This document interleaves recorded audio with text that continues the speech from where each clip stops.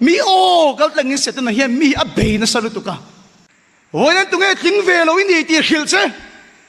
tu nge mangai ve lo ini ti khil che tu nge kal son in dong ini ti khil che tu nge dam ve thei lo cha ve thei ngai lo tu ini ti khil che kha o ka pathian o ni lo kha o ka pathian o ni lo cha ve lo mi ni ang pha ve lo te hian set na hian ti chim che tu ma lu ve lo wa ir khiat ti che tu ma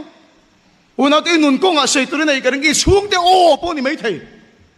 an tu man di bik lo wang an mangai na wang an trong kam chuang klai te po set nan a tho pui mai thei tu te o mo o kal tang hi ni hlut na ti chim sak che tu ma tu nge mo sit ni ti khil che tu nge saru ki ni ti khil che chu ni pathian kha ron so e vi le ta ma kha saru ki ni lo wa ti lo ma se tu nge khil che tu o nge ngai thak pasila tu dai thin lunga remove move kha tu o nge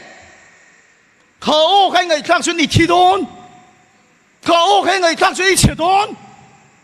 pathian ka saru ki ni lo wa ti lo ma se saru ki ni ti kha tu nge khil che tu nge tu dai thin lunga ngai dan kha khil che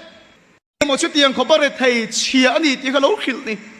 mà sẽ anh khiết đàn cho lão ba khiết đàn anh đi về rồi lão ba chụp cái lắm rồi sẽ anh mù đàn cho lão ba mù đàn anh đi về rồi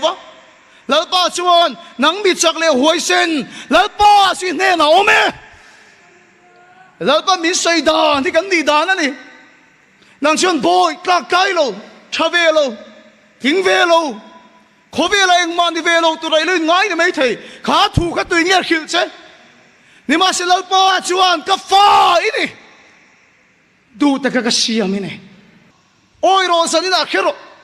pathian du lo song i lo ti pal awang hian lal pa na mangai lo pha lo che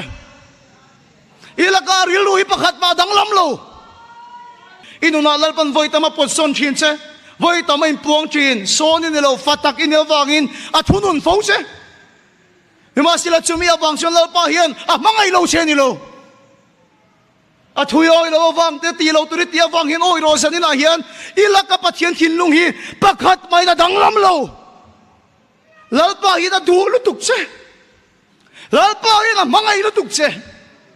i thil ti awang a pathian a hoi tur hin lo a fa in awang hin lal pa na mangai che